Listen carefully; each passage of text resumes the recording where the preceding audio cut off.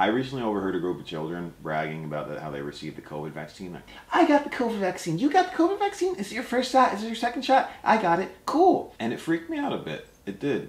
I just heard the brainwashed sheeple, so to speak. They were, I mean, obviously it's spitting images of their parents. You know, they project what they hear and what they learn. That's why kids talk about, like, I hate Trump. Trump needs to die.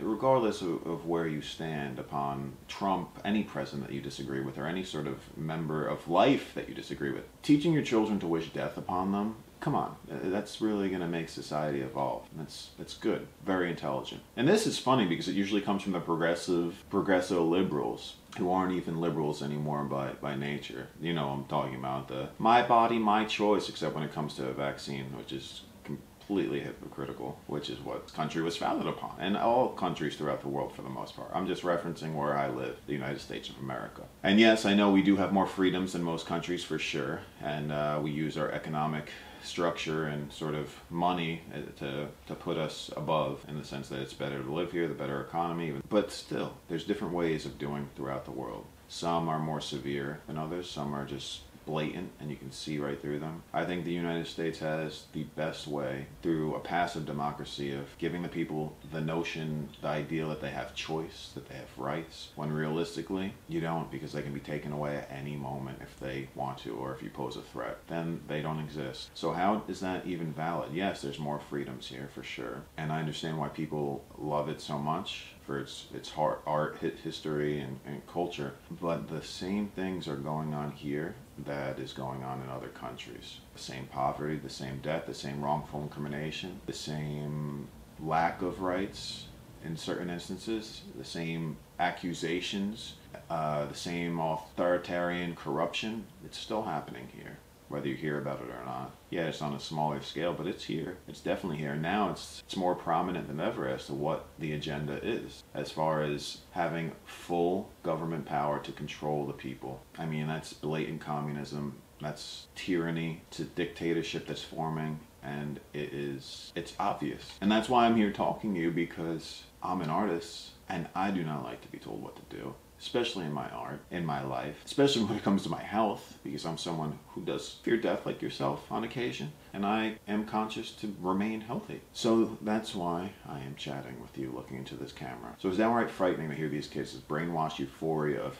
safety. And along with like their societal affirmation, obviously projected by their excitable parents, as I said, the parents that think they're doing the right thing, which I get it, they do think they're doing the right thing. Injecting their kids with an experimental drug and putting their children's lives at risk at the hands of drug companies that pay out billions of dollars a year to not be charged as criminals, as stated. And yes, Little Pharma is the modern day mafia. And now people even boast about being vaccinated. Like, they're so excited. It's like such an accomplishment. Oh my God. It's this hip new trend. People look for anything to be proud to begin with. Anything that they don't attain themselves, they feel proud, because they've been conditioned to believe that they're safe in this instance. But nowadays, overall, people just want to feel something. They want to feel alive, which is why people resort to drugs and alcohol, because it gives that notion of sort of almost borderline spiritual letting loose, non-identification, until you drink or do too much of it, depending on the drug of choice or alcohol of choice. And now parents are excited to tell you about their little Jimmy and Susie being vaccinated. And this is sad because, as I said, they do truly believe what they're doing. I mean, I was being sarcastic before, because of what the media and government, pharmaceutical controlled government rather, have made them believe.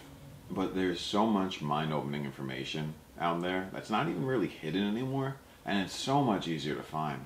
You know, that would easily make someone, it would make me, if I had a kid, think twice about injecting them with any COVID vaccine or any sort of vaccine. Or injecting themselves, but nonetheless just injecting their own children with some experimental shot. Putting all your faith in an institution. That's the problem I have with these institutions. Well, with the government, whether it be religious or this and that, people, they have a huge responsibility, and they're incredibly irresponsible, most of them. So we cannot rely on massive collective congregations at all. That's why I need to focus on the individual, on smaller levels of promoting and advocating free thought and education. And that's the only way. The book that should be assigned to every public school should be Rape of the Mind by Joost Meerloo, because he was a victim of of Nazi Germany. He had to run around. You know, he got caught a couple times, if I recall right. But either way, the way he articulates it in such simple terms as to how thought control was formulated, how it generates, and how it's very much alive today. And if you read it, as far as what's going on today in this country and throughout the world, it's beyond creepy and unnerving because it is spot on accurate.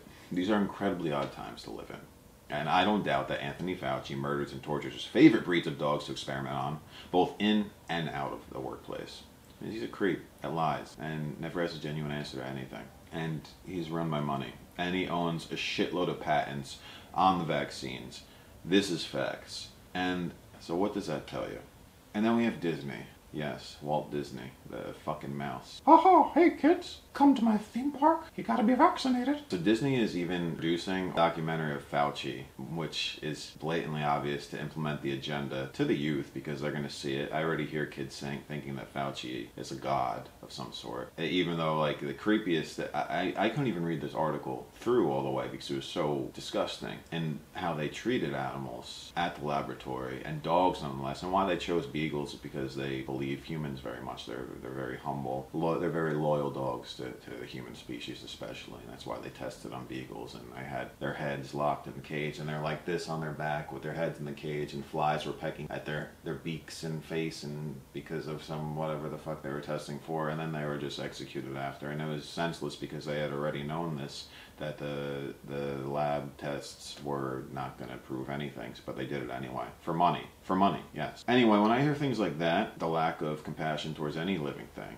there's no justification for whether it be for human medications or this or that, because there's not. Because in this instance, there was no reason. I mean, you can go and search the article. I'll probably link some things down below. But it's creepy because Disney has so much clout. Not only that, their theme park is in China, so we all know how much that generates because their net worth didn't go down. Their annual gross or whatever, it went down like $5 billion the year of the pandemic, which is nothing.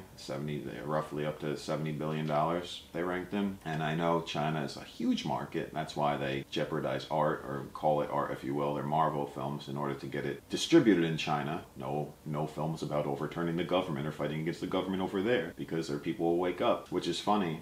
Russell Brand said this pretty well in regards to art being so pivotal, especially in this country, of movies that sort of attack the government and exploit them. Oliver Stone's a filmmaker who made the Snowden movie, and it said so much. And yet still people just deem it, and this is based from true events, and still people can just deem that as, oh, okay, our government's lying, but not really do anything about it until it's necessary. And now it's becoming necessary. So I think things like this, films like that, are going to hit harder for sure, because people are thinking deeper and feeling deeper. Before, it was a world of superficialism and materialism, which it still is, but people have woken up from the distraction and have seen that it's essential to think, and to think freely, because they don't want you to do that, because this is the easiest way to implement their agenda. When people are just walking on through, when people are mindless, and not in the non-dual sense of mindlessness and egolessness. This is pure just mindless towards conforming to the everyday life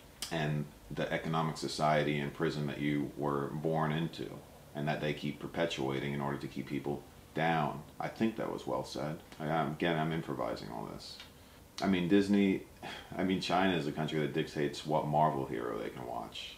South Park, as I said, isn't allowed there. There's a lot of things that aren't allowed in communist China. They take land from the most peaceful people in the world, the Tibetan monks, and they just want to conquer everything and everyone. I mean, only Disney can glorify a person with more proving allegations of bioweapon responsibility, murder in great numbers, torturing doggies, and spreading misinformation, and make them into a god.